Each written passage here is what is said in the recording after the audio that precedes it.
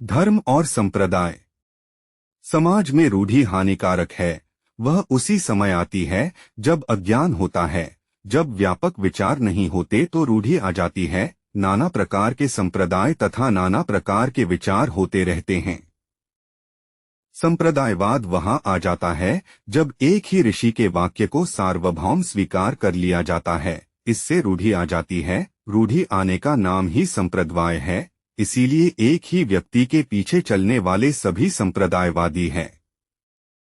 जो महापुरुष यहाँ आकर विचार करता है तो उसकी वाणी स्वार्थ के कारण रूढ़ि बनकर रह जाती है। वास्तव में महापुरुषों का जीवन प्रायः कठिन होता है। इसीलिए मानव स्वार्थवाद में आकर रूढ़िवादी बनता चला जाता है। यह रूढ़िवाद ही भयभीत करता है। धर्म से कोई भय नहीं होता, क्योंकि अधर्म के स्थान पर सदैव धर्म पनपता रहता है। कोई न कोई महापुरुष आकर धर्म का प्रसार करता है तथा चला जाता है, किंतु उसको मानने वाले जब रूढ़िवादी बन जाते हैं, सत्य को सत्य नहीं कहते, यज्ञ जैसा कर्म भी रूढ़ि में बदल दिया जाता है तथा उस पर व्यापकता की दृष्टि से विचार नहीं किया जाता, उस समय बुद्धिजीवी के हृदय में एक वेदना जागृत होती है। यह कहता है, हे मानव, तू होता तथा संकीर्णवाद नहीं होता है।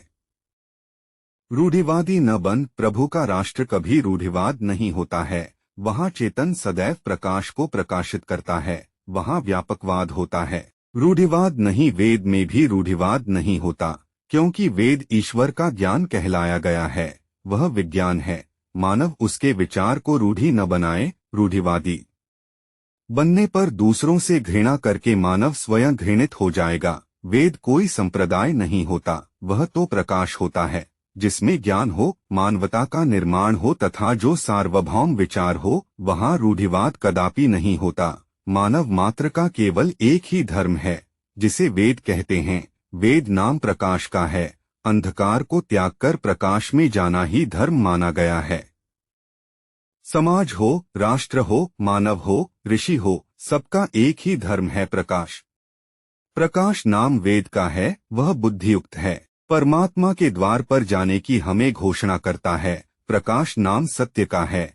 सत्य में ही प्रभु रमण करता है। धर्म ही मानव का प्रकाश है। प्रकाश को जानो। प्रकाश ही सत्यवाद में रमण करता है।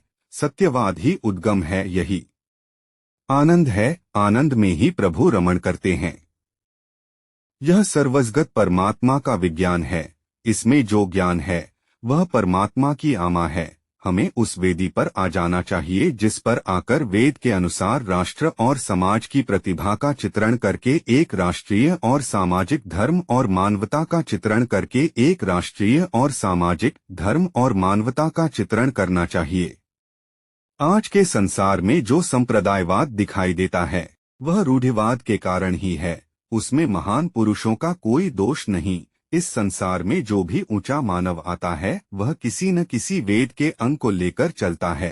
जैसे कोई सन्यासी उच्चारण करता है, राष्ट्र में ऊंची विद्या होनी चाहिए, तो यह वाक्य वेद का पवित्र अंग है। कोई मानव यह कहता है किसी दूसरे को अपने अधीन बनाना कोई वेद का संदेश नहीं, तो यह विचार भी वेद का एक न एक अंग है। एक ईसा आयुर्वेद के सिद्धांत को लेकर उससे चिकित्सा करता हुआ, ब्रह्मचर्य का पालन करता हुआ चला। उसमें कोई सूक्ष्मता हो सकती है, परंतु वह वेद के किसी एक अंग को लेकर चला। आगे संसार अपनी बुद्धि के अनुकूल रूढ़िवाद में चला जाए तो उसमें वेद का या महापुरुष का क्या दोष। दो मोहम्मद साहब की जहां जन्मभूमि थी वहां अप्रिय वस्तु मद्य को पान करना, प्रत्येक गृह में वज्रों के देवालय, पाषाण मूर्तियों, द्रव्य के बदले अधिक द्रव्य लेना आदि बुराइयां समाज में थीं। उन सबको दूर करने का आदेश देने को एक व्यक्ति हुआ। वह वेद के किसी एक अंग को लेकर चला। यह हो सकता है कि राष्ट्रवाद में उनकी प्रवृत्ति अधिक रही हो, परंतु आगे उनके मानने वाले रूढ़िवाद में चले जाएं तो उसमें वेद का कोई दोष नहीं। 3 फीट महात्मा महावीर अहिंसा परमोधर्म का नाद लेकर चले तो यह वेद का सिद्धांत है। आगे उसके मानने वाले रूढ़िवाद में चले जाएं तो उसमें वेद या उसके अंग का क्या दोष है। 4 फीट महात्मा बुद्ध अहिंसा परमोधर्म को लेकर चले, उनके जीवन में या उनकी लेखनी में कोई सूक्ष्मता हो सकती है, परंतु उनका संदेश वेद का अंग था और वेद को लेकर चले। 5 फीट शंकराचार्य त्रैतवाद या वेदांत को लेकर चले, राजाओं को अपनाकर आगे चले। उन्होंने वेद के सर्वस्व अंग को अपनाया। उन्हें महर्षि कह दो या महापुरुष। आगे चलकर उनकी मान्यता वाले इतने गंभीर विषयों पर न जा करके रूढ़िवाद में चले जाएं तो उसमें वेद का क्या दोष है? तो उसमें महर्षि दयानंद या वेद का दोष नहीं। 6 महर्षि दयानंद वेद के संदेश, त्रैतवाद तथा वेद के प्रत्येक अंग को लेकर चले, आगे चलकर उनकी मान्यता वाले रूढ़िवादिता में आ जाएं। 7 महात्मा नानक एक वाक्य को लेकर चले कि राष्ट्रवाद का कल्याण होना चाहिए, मानवता ऊंची होनी चाहिए, किसी मानव को किसी जीव का हनन नहीं करना चाहिए। उसी संकेत को लेकर चले। यदि उसकी मान्यता वाले रूढ़िवाद में चले जाएं तो उसमें महात्मा नानक का क्या दोष? वेद के किसी एक अंग को लेकर चले। वेद सार्वभौम है। जितने भी महापुरुष होते हैं वे वेद के किसी न किसी अंग को अपनाया करते हैं। आज तो धर्म स्वार्थवाद में बदल गया। ईसा के मानने वालों ने ईसा को डोट, बुद्ध के मानने वालों ने बुद्ध को, महावीर स्वामी के मानने वालों ने महावीर को रूढ़ी में बदल दिया है। इसी प्रकार मोहम्मद को भी रूढ़ी में बदल दिया है। यद्यपि उन्होंने रूढ़ी नहीं बनाई, परंतु रूढ़ी उनके आंतरिक विचारों में थी। जब शब्दों में रूढ़ी न रहकर हृदय में रूढ़ी रहती है तो वह एक समय समाज में स्थूल रूप धारण कर लेती है। यही स्थूल रूप आज संसार के समक्ष है, क्योंकि उन्होंने धर्म को वास्तविक अर्थों में नहीं जाना। धर्म केवल इसको जाना कि जो मोहम्मद साहब को मानेगा तथा उसकी पुस्तक को स्वीकार करेगा यही संसार में धर्म और स्वर्ग का गामी होगा। यह कोई धर्म नहीं।